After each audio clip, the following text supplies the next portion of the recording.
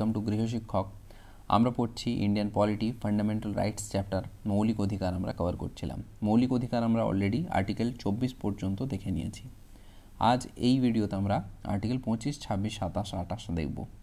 আমরা দেখেছিলাম যে আর্টিকেল 14 থেকে শুরু করে আর্টিকেল 32 পর্যন্ত ফান্ডামেন্টাল রাইটসগুলো 6টা পার্টে ডিভাইড করা আছে।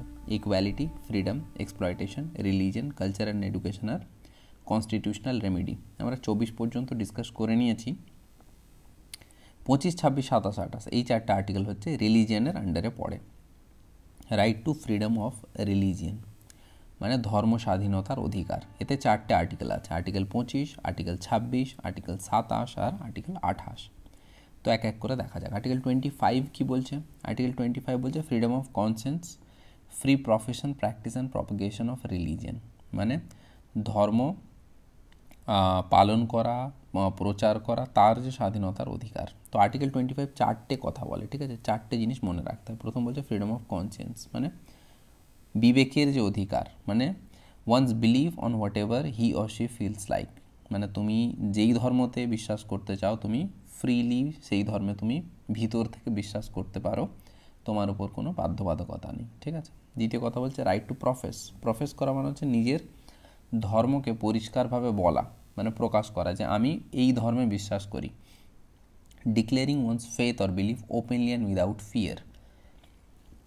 থার্ড হচ্ছে রাইট টু প্র্যাকটিস মানে তোমার ধর্মে যে রিচুয়ালগুলো আছে, ঠিক আছে, ওয়ার্শিপ হোক, প্রেয়ার হোক, কোনো সেরেমনি হোক, তো সেইগুলোকে তুমি ফ্রিলি প্র্যাকটিস করতে পারো, সেই অধিকার তোমায় আর্টিকেল 25 দেয়। আর রাইট টু প্রপাগেট মানে তুমি নিজের ধর্মকে অন্যের মধ্যে প্রচার করতে পারো, ঠিক আছে? কিন্তু তার মানে এই না কাউকে মানে নিজের ধর্মেতে ধর্মান্তরিত করতে কাউকে ফোর্সফুল কনভার্সন করাবে, বাধ্য করবে, সেটা না কিন্তু, ঠিক আছে? তুমি ফ্রিলি প্রচার করতে পারো নিজের ধর্মকে।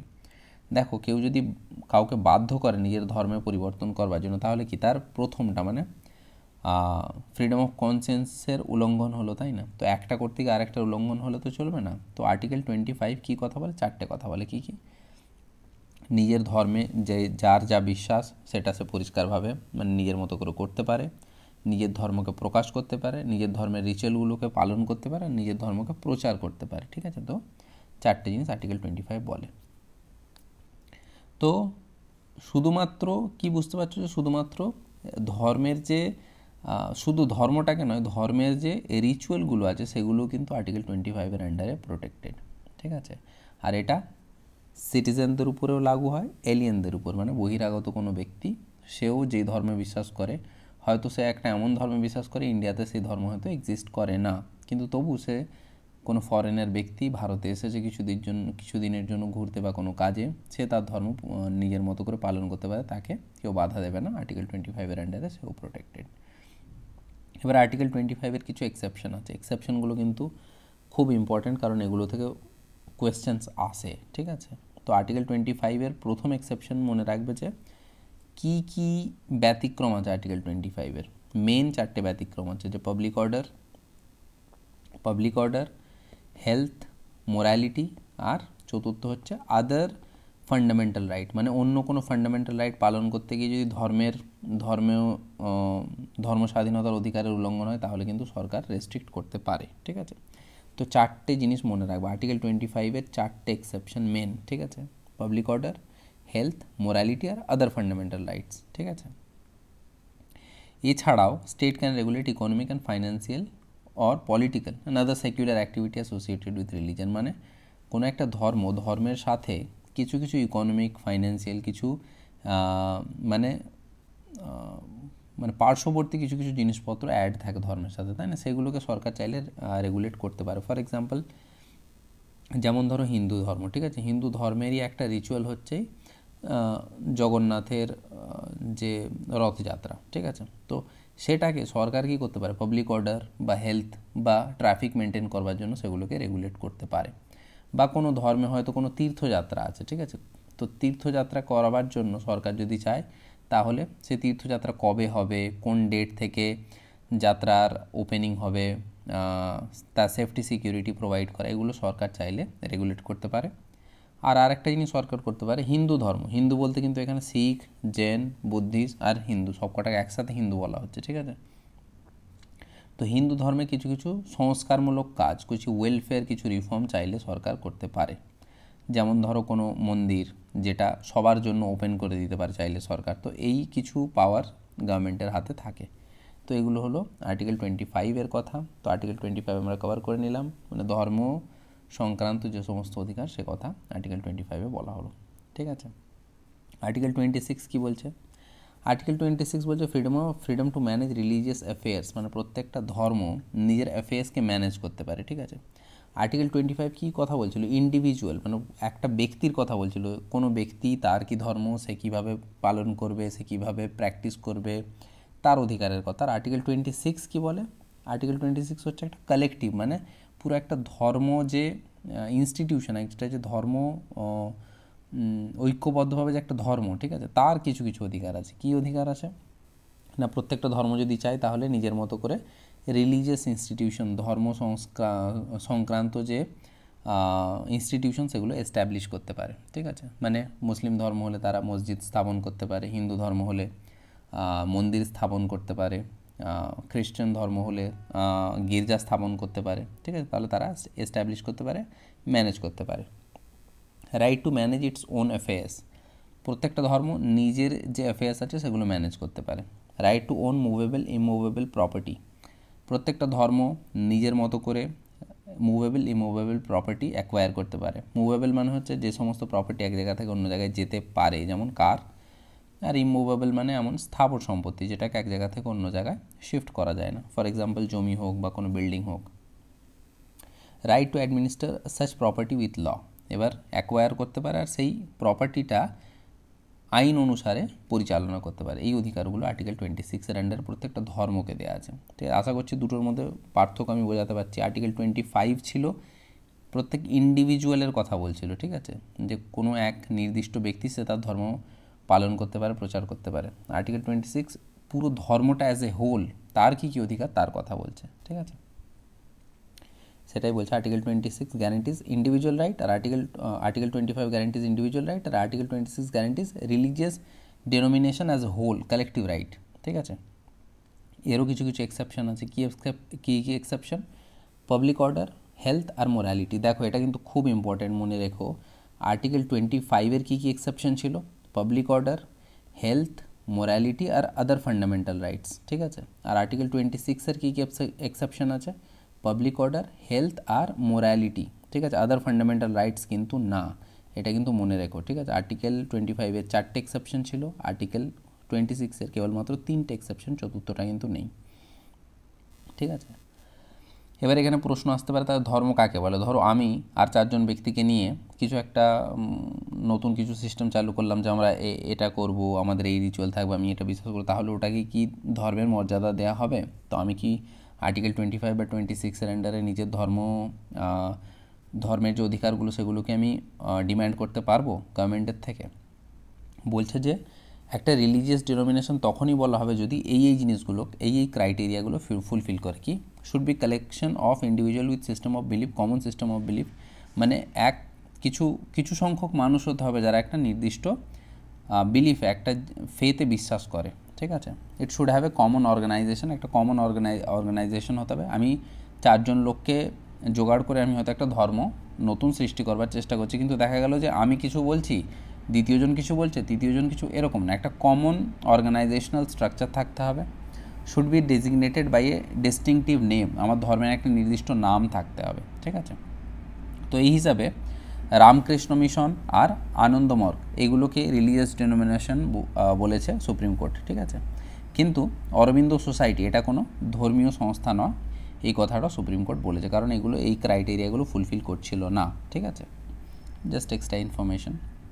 দেখো একটা এমসিকিউ 2009 WBCS মেন্সের question, right to freedom of religion can not be restricted on the ground of health, morality, public order, security of state না। ঠিক আছে, সুতরাং এটা ভুল হয়ে যাবে। ঠিক আছে, right to freedom of religion can not be restricted on the ground of, তাহলে মানে এখানে জিজ্ঞেস করেছে ক্যান নট বি রেস্ট্রিক্টেড, তাহলে অ্যান্সার কী হয়ে যাবে? অ্যান্সার হয়ে যাবে সিকিউরিটি অফ স্টেট। ঠিক আছে, কারণ এই 3টের বেসিসে তো করা যেতে পারে।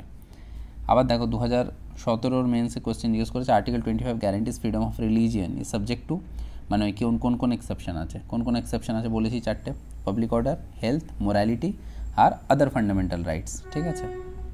তো এই জাতীয় কোয়েশ্চেন কিন্তু জিজ্ঞেস করা হয় যে কোন আর্টিকেলের কী এক্সেপশন, বিশেষ করে এই ধর্ম সংক্রান্ত যে আর্টিকেলগুলো আছে তার। সুতরাং এগুলো কিন্তু একটু মনে রাখবে, ঠিক আছে। তো যাই হোক, আমরা আর্টিকেল 25 কভার করলাম, 26 কভার করলাম, এবার দেখা যাক 27। আর্টিকেল 27 বলছে freedom from taxation on religion, মানে ধর্মের উপর কোনো ট্যাক্স লাগানো যাবে না। তোমরা জিজিয়া কর সম্পর্কে পড়েছো, তাই না? জিজিয়া কর মানে মুসলিম শাসকরা অমুসলিম প্রজাদের উপর একটা ট্যাক্স লাগাতো, তাই না? তো এরকম আর্টিকেল 27 বলছে যে এরকম কোনো একটা নির্দিষ্ট ধর্মকে প্রচার করবার জন্য সরকার কোনো ট্যাক্স নিতে বাধ্য করতে পারে না কোনো সিটিজেনকে, ঠিক আছে। এটার উদ্দেশ্য এটাই যাতে করে কি না স্টেট মানে সরকার প্রত্যেকটা ধর্মকে ইকুয়াল ইম্পর্টেন্স দেয়, ঠিক আছে। ট্যাক্স পেয়ারের মানি নিয়ে কোনো একটা নির্দিষ্ট ধর্মকেই যদি সরকার প্রচার করে আর অন্য ধর্মকে প্রচার না করে তাহলে কি হবে? আমরা জানি ভারত একটা সেকিউলার দেশ, তাই না? একটা ধর্মনিরপেক্ষ দেশ। তাহলে কি ধর্মনিরপেক্ষ ভারত থাকবে না একটা ধর্মকে অন্য ধর্মের ইকুয়াল ইম্পর্টেন্স যদি না দেয়? সেই জন্য সরকার ধর্ম প্রচারের নামে কোনো ট্যাক্স কালেক্ট করতে পারে না, কারণ সরকার প্রত্যেকটা ধর্মকে প্রত্যেকটা রিলিজনকে ইকুয়াল সাপোর্ট করবে। এখানে কিন্তু দেখো ট্যাক্সের কথা বলা হচ্ছে, ফি এর কথা কিন্তু বলা হচ্ছে না, ঠিক আছে। সরকার ধর্মের নামে ট্যাক্স নিতে পারে না, কিন্তু ফি নিতে পারে। এবার ফি আর ট্যাক্সের মধ্যে পার্থক্য কী? ট্যাক্স তো বুঝতেই পারছো, ট্যাক্স মানি কালেক্ট করা মানে হচ্ছে সেই পয়সাটা সরকারের ইয়েতে চলে গেল, খাতায় চলে গেল, সেটা তো ট্যাক্স মানি হয়ে গেল।